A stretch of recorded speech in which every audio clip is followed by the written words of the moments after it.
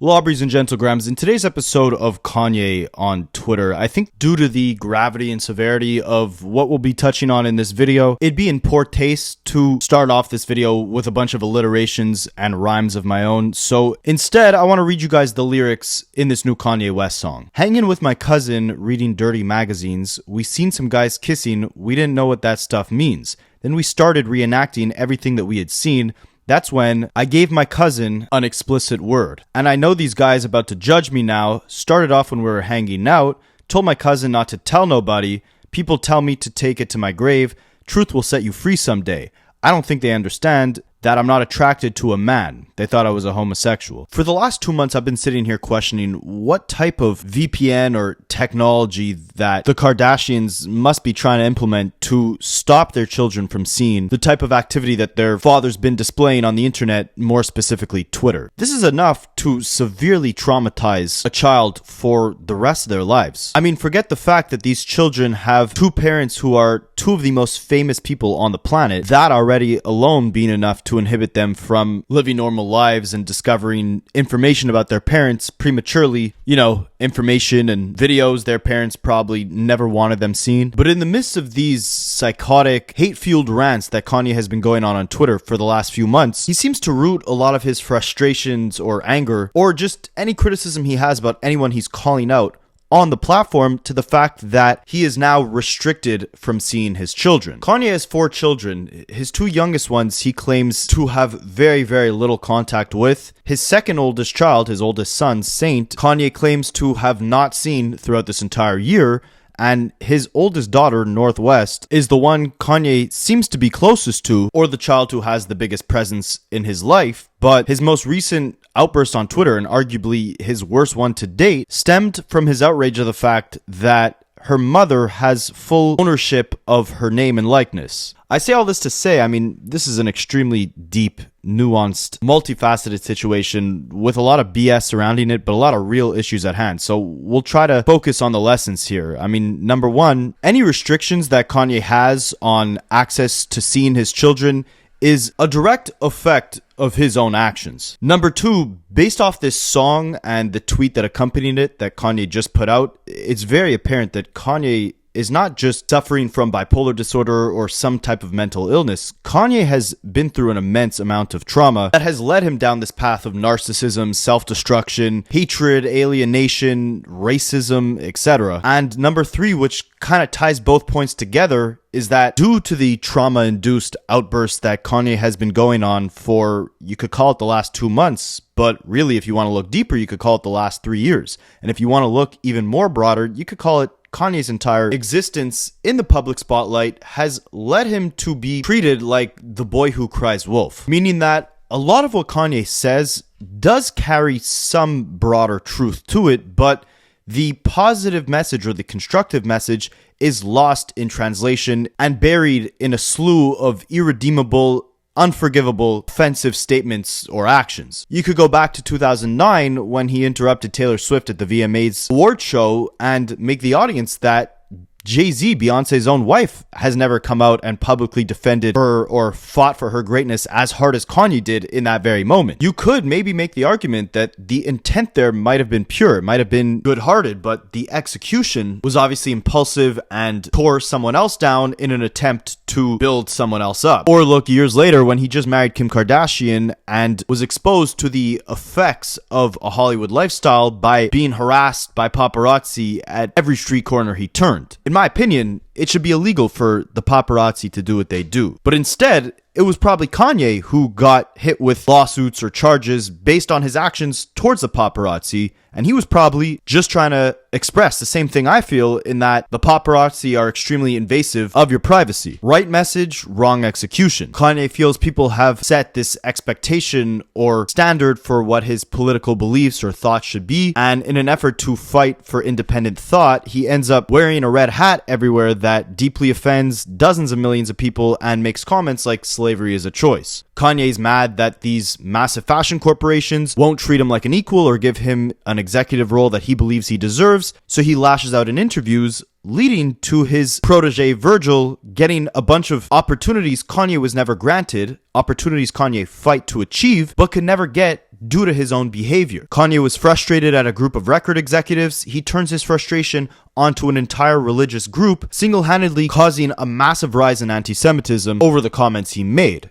Kanye's devastated that the night he flies from New York to LA and back to New York just to pick up an explicit tape from Ray J and give it to Kim Kardashian herself to make sure this tape was not possessed by anyone else but Kim, to later watch Kim that same night go on the SNL stage and kiss Pete Davidson, her next boyfriend, right in front of him, caused him to go on a months-long social media and private harassment campaign of both Kim and Pete Davidson. What I'm saying here is Kanye's always been a fighter. Kanye has always broke boundaries. Kanye has seen an immense amount of turmoil throughout his entire career. But with these very real and very valid frustrations that Kanye faces, his erratic, narcissistic, hate-fueled reactions end up overpowering the very thing he was frustrated at to begin with. And it's no different here, right? I mean, all the things I just named you guys were a culmination, along with probably a lot of private reasons, as to why Kanye no longer has direct guardianship or split custody of his children. And that's a very horrible thing to experience, right? Or live through. The fact that you can't see your kids at any point in time that you want. But again, it's thanks to all the things I just mentioned, along with probably a laundry list of other horrible actions and stuff that Kanye has said, that has led him to not be deemed fit to take care of his children or be involved in their life in the way that he probably wants to be. And notice, I haven't even touched on anything Kanye has said or done in the last 5 months. My point is not that Kanye deserves a pity party. It's not that Kanye is right for what he does.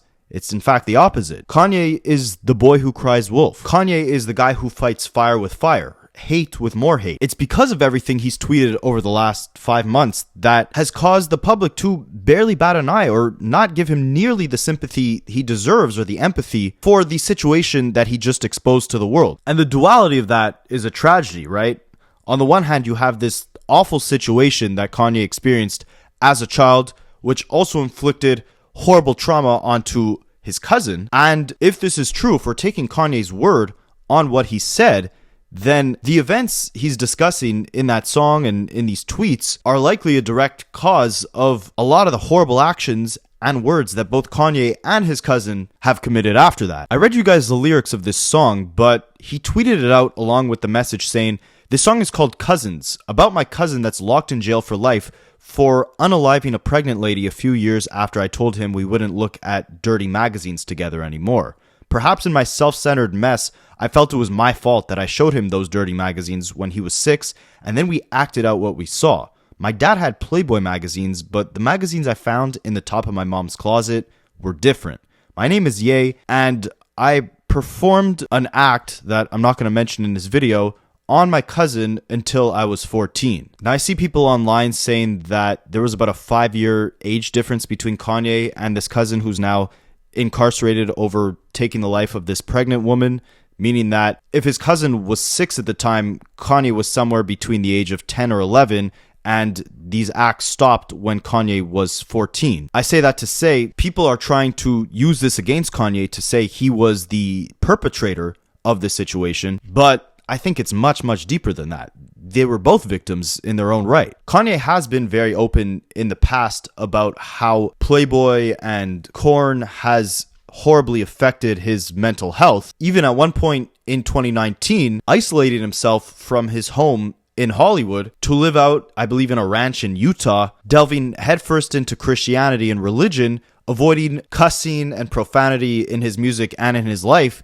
even forcing the people who were working on his 2019 album, Jesus is King, with him to fast to clear their minds and avoid premarital intercourse while they worked on this project with him. Claiming around that same time that it was the Playboys that he saw as a child that destroyed his mental health. Playboi was my gateway into full-on pornography addiction. My dad had a Playboi left out at age 5, and it's affected almost every choice I made for the rest of my life from age 5 to now having to kick the habit.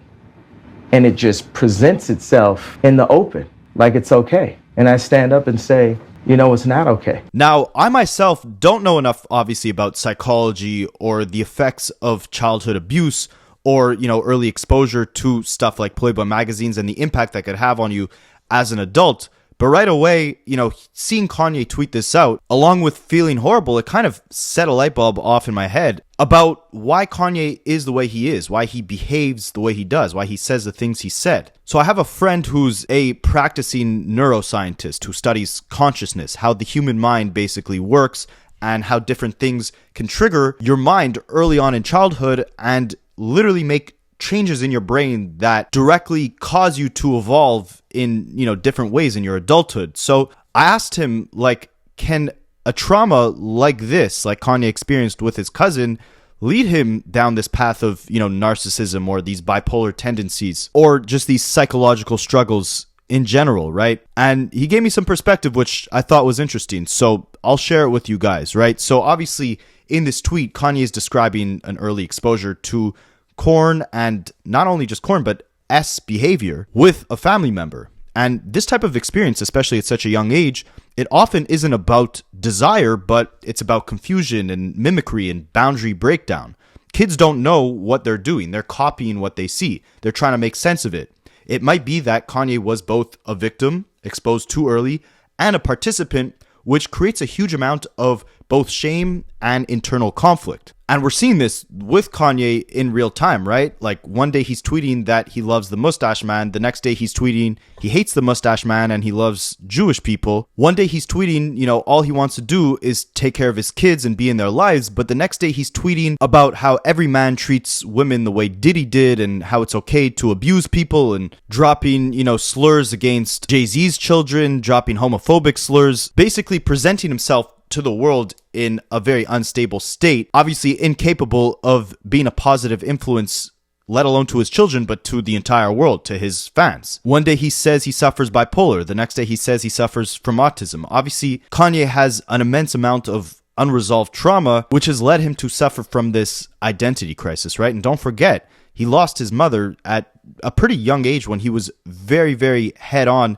deep into his work and into his, journey to superstardom. He's emphasizing that the actions he committed with his cousin were a direct impact of things they saw in his mother's possession. Who knows if this is the first time that he's ever actually come out and, expressed these feelings or these situations. Did he ever have this type of closure with his mother before she lost her life? I mean, don't forget about the fact he also blames himself for the loss of her life, which that alone, combined with the fact that he's now telling the world that these horrible traumatic experiences stemmed from things that he saw in his mother's household, lead him to sit with this, basket of unresolved trauma, which can obviously lead you at the very least to be extremely confused and at the most to be this self-destructive, conflicted, hate-fueled person. I mean, as Kanye put it, he said he is evil. And my neuroscientist friend also said, psychologically, narcissism, which Kanye most definitely suffers from, can form as a defense against deep shame. When someone feels damaged or bad at the core, often that's unconsciously, they might build a false sense of self, a grand, flawless version of themselves to survive emotionally. Kanye's God complex, calling himself Yeezus, etc., it might not be pure ego. It could be the armor over the deep pain that he suffers. This is sometimes called trauma-based narcissism. If he experienced early trauma like he described with his cousin, it could have left Kanye feeling, damaged or bad inside. And to survive emotionally, he may have built this larger-than-life identity, calling himself a genius, a god, a savior, to cover up that hidden pain, instead of addressing it head-on. Basically using a grand self-image to protect against one's inner wounds. Kanye's emotional breakdowns, his intense confessions, and his erratic behavior might be signs that the shame sometimes breaks through the armor. Rather than pure arrogance, his public outbursts could be the result of unresolved trauma, guilt, and confusion. It's a survival strategy that helps him feel both powerful and protected instead of broken.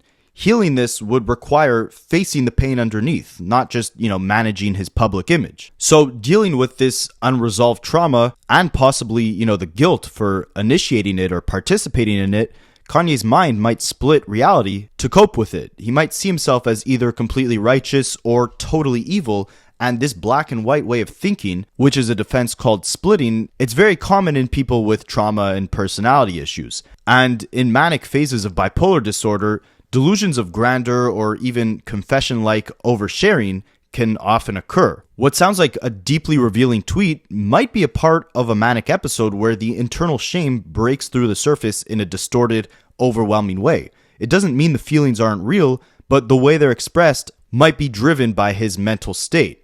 And then Kanye also implies that his cousin later took the life of someone, and then ties that back to their childhood experience. This kind of irrational but emotionally intense guilt is very common in trauma survivors. He might feel responsible for a chain of events that logically isn't his fault, but he emotionally feels like it is. And that guilt can fuel both depression and very self-destructive behavior. So again, it's like this double-edged sword, right? And that's why I said it's like the boy who cries wolf. If you guys don't know what that is, it's like a kid's story where this boy keeps telling this village that there's a wolf on a hill, but there's never a wolf. He's just saying it, I guess, to mess with the people. So they go and check, there's no wolf. It keeps happening. He keeps calling wolf. There's no wolf. Eventually, there really is a wolf. He cries wolf, and no one comes to save him or, look for the wolf because he said it already so many times. His words have no validity to them, right? No one believes him. And look at what you have here with Kanye, a man who, again, in the last 2 months has praised the mustache man, has dressed up in that, black triangular outfit that I don't know if I can mention on YouTube, has worn mustache man symbolism on his chains, has said, we should free Diddy because everyone abuses women. He said Jay-Z's kids are mentally challenged. He's thrown an immense amount of slurs at Jewish people, at homosexual people, at mentally challenged individuals. Like, the list goes on, right? To the point where most of the world chalks it up to, don't look at Kanye. He's a crazy person. Don't listen to what he says, because the more you give him attention, the more he's incentivized to say crazier stuff. And we've seen this cycle constantly, right? Like, he's built himself up to have billions of dollars, have these massive corporations behind him, have these massive companies, these fashion brands, this musical legacy, right? And that's all off the strength of his immense confidence, his ego, right? His willingness to fight and break boundaries no matter what. And a part of that has greatly worked in his favor. Even when people, look in disgust as he calls himself a god or a genius or makes it seem like he's superior to the average individual, it's that bravado that helped him accomplish what he has. But then he'll go on to destroy everything he's already built. These outbursts that have led his wife to leave him, that have led all his peers in the industry to turn on him, that have led these corporations to drop him. And I said in a previous video, it's almost like he has this, desire, this weird fetish to build up these worlds only to destruct them and then rebuild back down from zero. We've seen him escape cancellation too many times to even count at this point. And I think still to this day, if he put out a phenomenal album, people would go and stream it. It would sell a lot of records. If he put out a really nice looking shoe, it would still sell out. And that feeds the narcissism. That feeds the ego, right? Like that narcissism that stemmed from, being almost like a shield against the trauma he experienced has helped him accomplish what he's accomplished. But then at the same time, again, he suffers from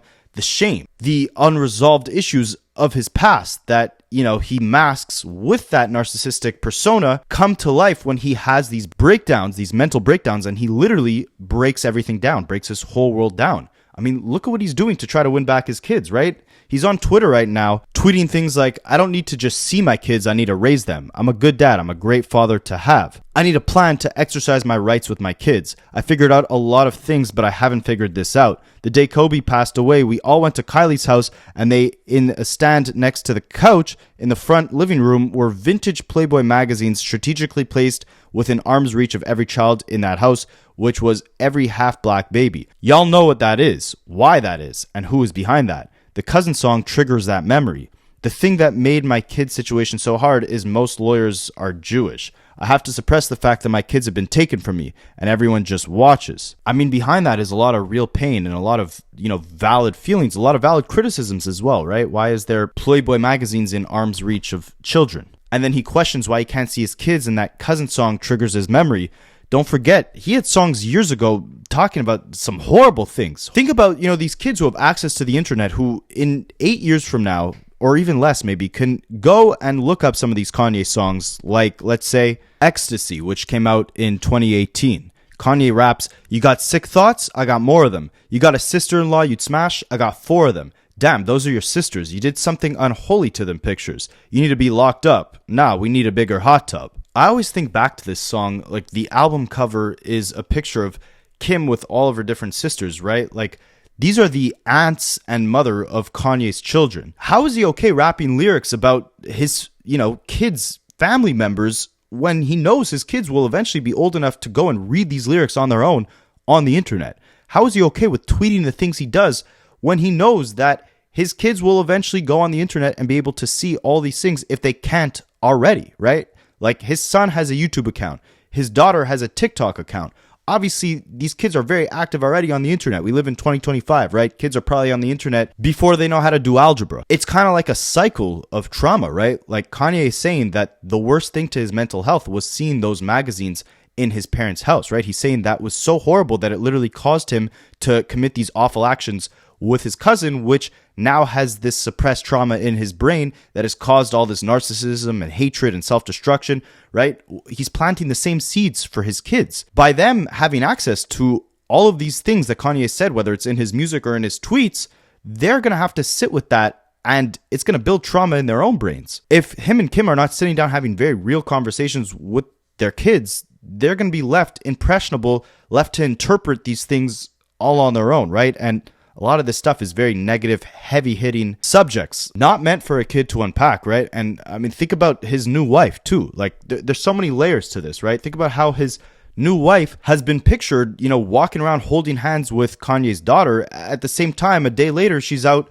completely nude at the Grammys, like pictures all over the internet, right there for his children to see if they literally just Google his name on that specific day. Like, if you guys are even as old as I am, right? In my late 20s, like, you were probably a kid Googling your name, Googling your parents' name. Like, imagine being, in this modern age as a child where, information is way more accessible, being a kid and just Googling your parents' name. And then imagine the added layer of the fact that your parents are two of the most famous people in the world. And then the added layer on top of that, in that they have very heavy pasts, right? Like, very controversial pasts. A kid going on the internet and reading even a fraction of everything that Kanye has spewed, forget the last few years, just the last few months alone, is enough, again, to cause irreversible damage to their mental health. And I mean, I have no conclusion to this, right? The trauma and situation that Kanye was talking about going through with his cousin is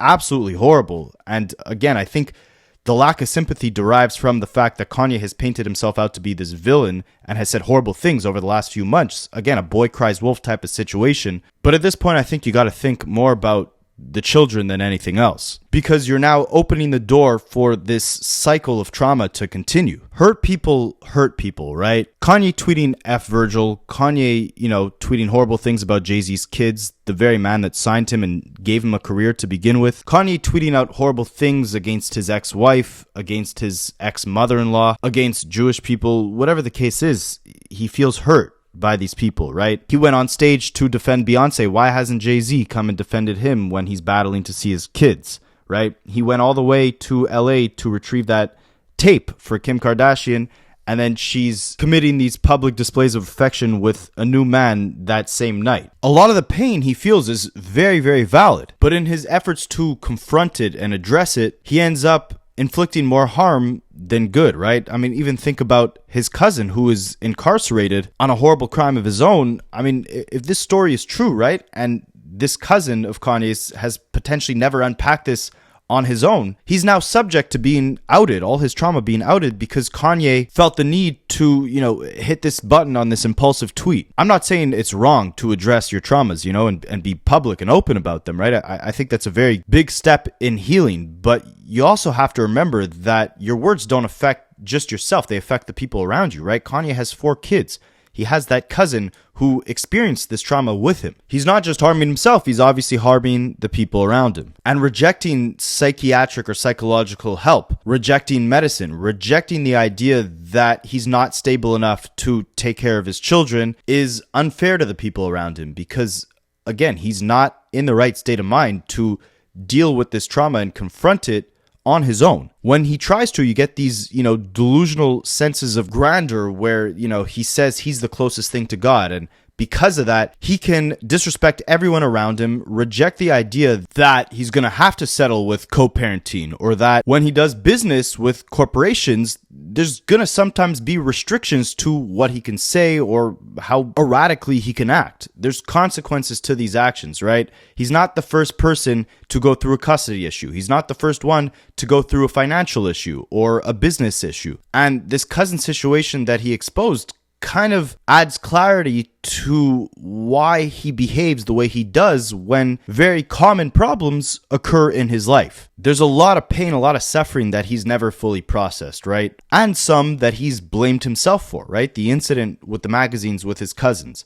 the loss of his mother's life. He blames himself for a lot of that stuff, which again leads to this split personality where one side you have this man who, chalks himself up as evil, as someone who's not a good person, right? As someone who's willing to lose it all and hit the edge just to get his point across. And then you have that other side where he thinks he's a god, right? He thinks he's perfect. He's created this mask, this massive ego where he thinks he can crap on everyone, where he thinks his opinion is right and anyone who disagrees with him could get tossed to the curb, which in result makes it impossible for him to resolve any of these issues because he has an unwillingness to compromise. We haven't even gotten into, all the sexual trauma that he has, right? All the tweets of corn that he put up, the interaction he had with Iggy Azalea where she was saying that the first time she met him, Kanye was asking her how big the genitals of her boyfriend is. We never really talk about how there are multiple lawsuits filed against him over